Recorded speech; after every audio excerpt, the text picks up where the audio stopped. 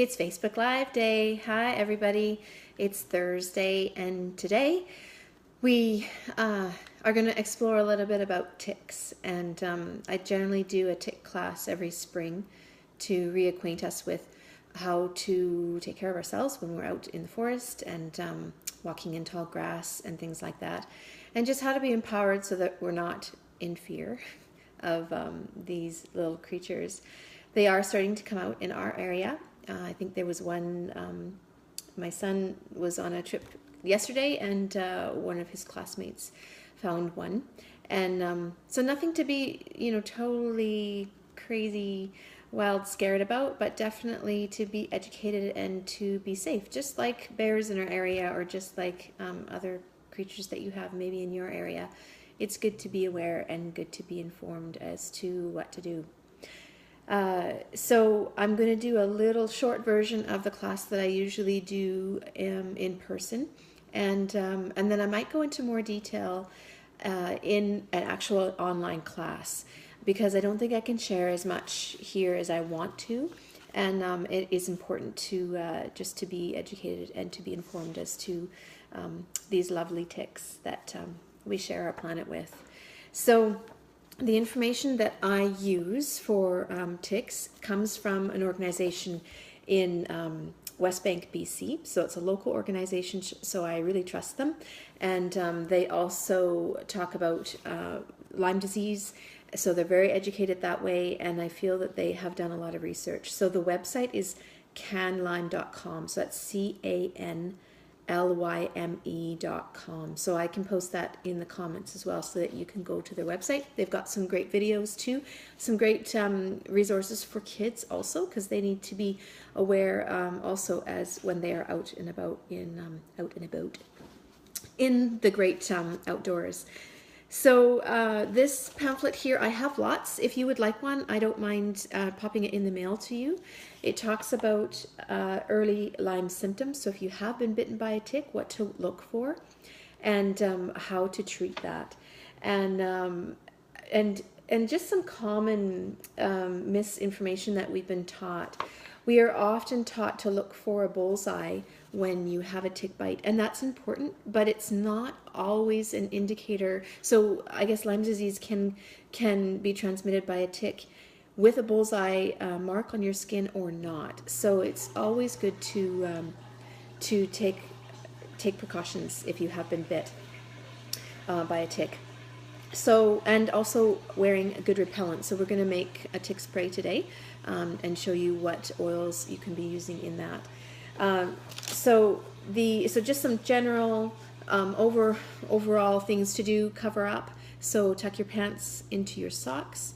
If you're hiking outdoors, if you're walking single file, watch out for the person in front of you. That's how this tick was found on this other student yesterday. Was another student noticed that it was wandering up his neck, and they got it right away, so there was no tick bite. And often that happens too. You'll just notice it, and then you can just sweep it away, and all is good. If you are bit and you notice that a tick is on you, some important ways to get it off. So for tick removal, that's in here as well. So don't use your fingers to pick out the tick. You can often leave the head in, and that is not a good thing. Don't use any petroleum jelly, a hot match, nail polish, other products like oils. So no essential oils on those ticks.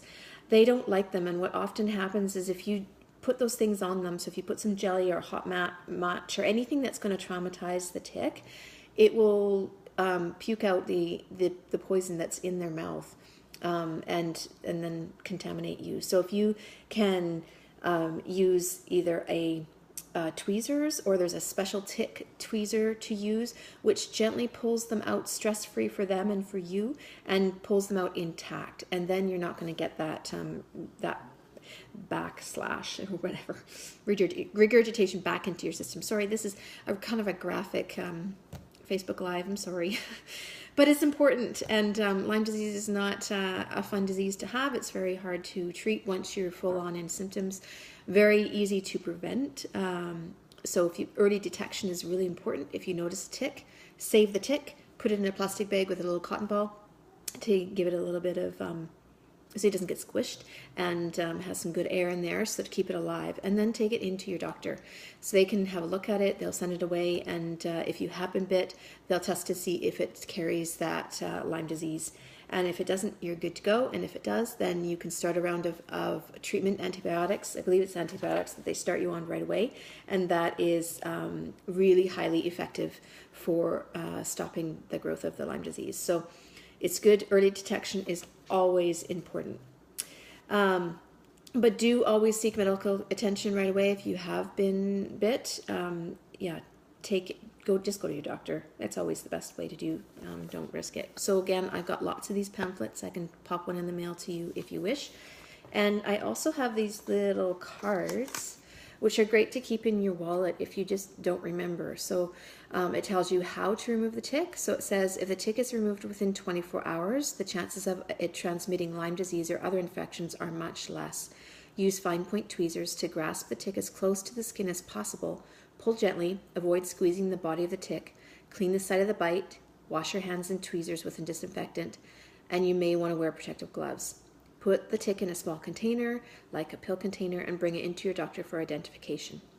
Don't use burnt match, petroleum jelly, nail polish, or any other products to remove the ticks because it increases your chance of infection. And it has little pictures of the different types of ticks that there are. There's different ticks for different regions, especially here in BC and around the world as well. Some carry Lyme disease and some do not. So there, reduce your exposure. It says here to take cautions when camping, hiking, walking in tall grass. Use it insect repellent and tuck your pants into your socks. Possible signs of Lyme disease are a bite mark or attached tick, bullseye or other rash, or flu-like symptoms, but not always. Trixie says here, make sure you pull straight up when you remove it. Pulling it at an angle can also leave the head in. Very good point. Thank you, Trixie. That's really important. There's some videos too that kind of demonstrate how to pull it out, and I'll try to post those so that you can see it. Again, it just embeds it in our mind when we're in that situation. Hopefully that information will come back to us, and we'll be very successful with removing those. So again, this is available too. I've got lots. If you'd like some, just message me your address and I'll pop that in the mail to you. So for some tick sprays, there is lots of options of oils that you can use.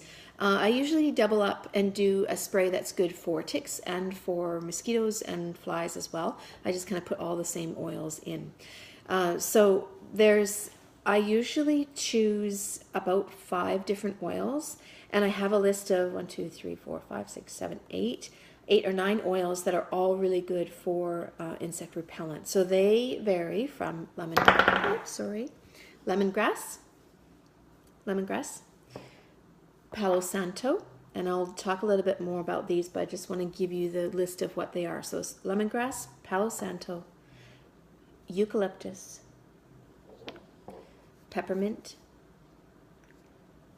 purification, cedarwood, lavender, and citronella.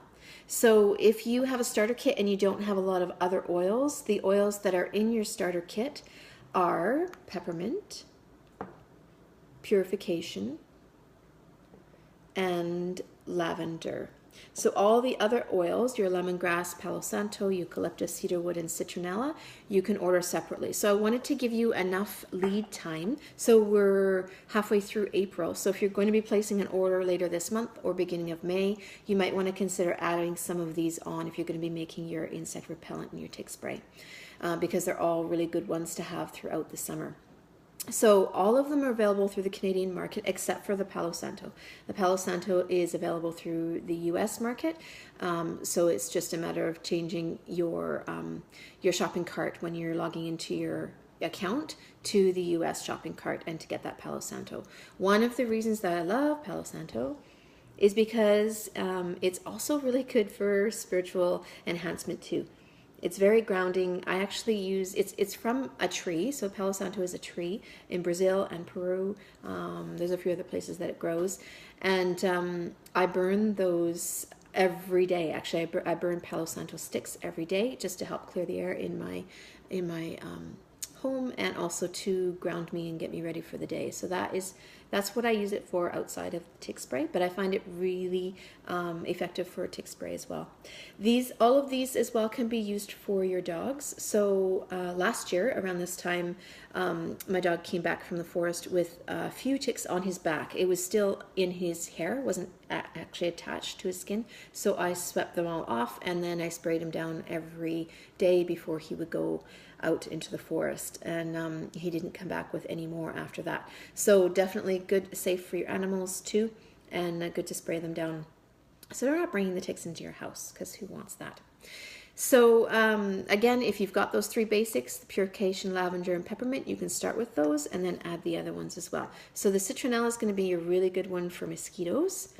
And all the rest are, I say, like Palo Santo is a really good one for ticks, as is the cedarwood. But any of these varieties of oils are going to be beneficial. So you kind of just feel it out, pick which ones you want to try. And I don't do the tick spray so that it smells the best. Some of these oils are not the best smelling. Some people love citronella, not my favorite. And the lemongrass is also not my favorite for smells. So the tick spray is not your fragrance of the day. It's for wellness, right? So we are doing it not to make it smell absolutely the best, but we're doing it to keep those ticks away. Because they don't, if it smells, unpleasant to them too, then all the better. So you're going to pick about 5 different oils to go with. If you've only got 3, that's okay too. I usually pick about 5, and we're doing 20 drops of each. So I'm going to do, I think I'm out of Palo Santo, so I'm not even going to be able to use that one today. I need to order that one. So I'm going to make one for you. This is a 2-ounce spray bottle in a glass jar with amber. I probably wouldn't mind doing this with a plastic spray bottle, because it's much easier to throw it in the bag when I'm going to the beach and stuff. But that's what I have right now. So I'm going to start with a little bit of witch hazel on the bottom, just to help emulsify the oils.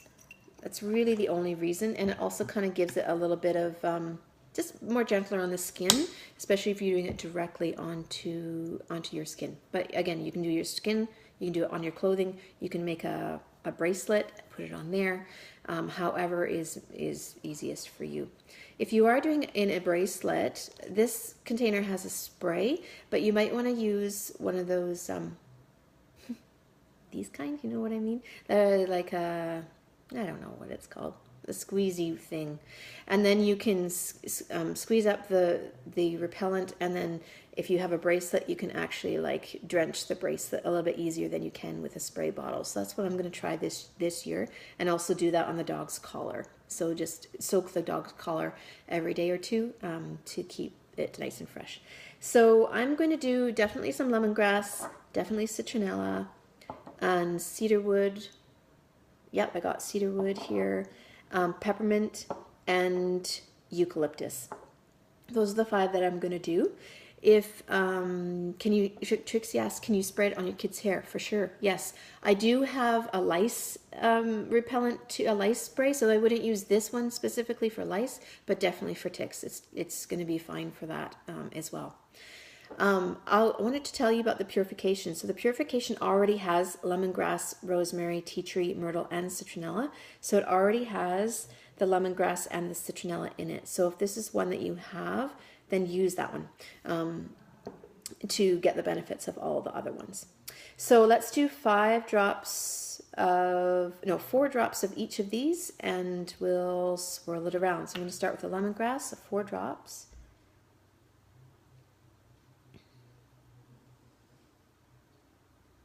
Always good to find the little hole so that it comes out a little bit easier. I might be getting low on this one. It's always a lesson in patience when you're dropping your oils. And then sometimes not. Sometimes they come out like a racehorse. So I've got 1, 2.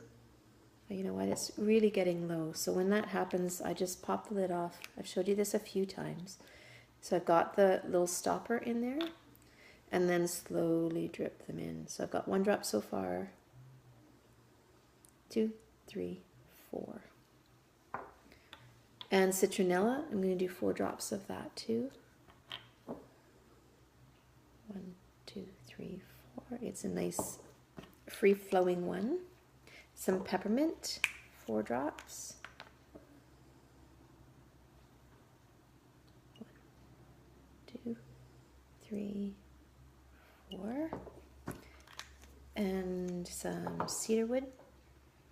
This one is my nighttime oil. I use this every night. 1, 2, 3, 4. I didn't have it by my bedside for a couple of nights because I was traveling and forgot to replace all my oils. And I noticed that I woke up a lot when I didn't have it. It helps me to sleep longer and deeper. And then eucalyptus. 1, 2, 3, 4.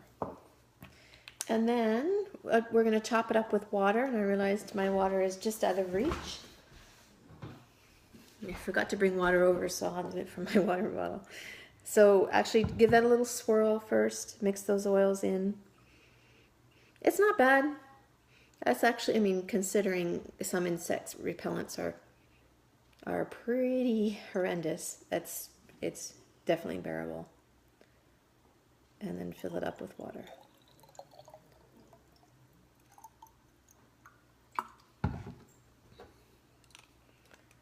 Oh, my cord is a bit long. There we go.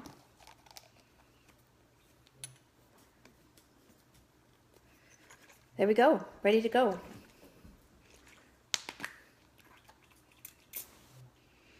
Yeah, it's decent, definitely decent. So there's my tick spray on the go. I have some already made up for myself. So this one is up for grabs, and if you can either buy it for me for $7 or you can trade me too. I love trading. So if you've got something that you enjoy making, or you've got something that you like to trade, hit me up. Let's trade. So again, tick spray worth $7, and it's got the lemongrass, cedarwood, citronella, peppermint, and eucalyptus. So anything else? Any other questions about the ticks? I will post some videos that you can watch too on how to remove a tick and how to look out for a tick. You can show those to your kids as well. Keep them educated so that they're watching out for themselves and their friends. Put the tick spray on your dogs, your pets, wherever you're going, and stay healthy this summer and enjoy the outdoors. Don't allow these creatures to prevent you from enjoying the sun and getting your vitamin D. So that's all for today. Thank you for joining me, and we will connect again soon. Oh, you know what? I've got some bug bite roller. So this is my Die Hard bug bite roller that maybe I'll do next week on how to make this one. My daughter is an attractant of mosquitoes. You know how some people just, mosquitoes love them? And she is, and she swears by this. It really helps to reduce the swelling and the itch when she does get a mosquito bite if she hasn't put her insect repellent on.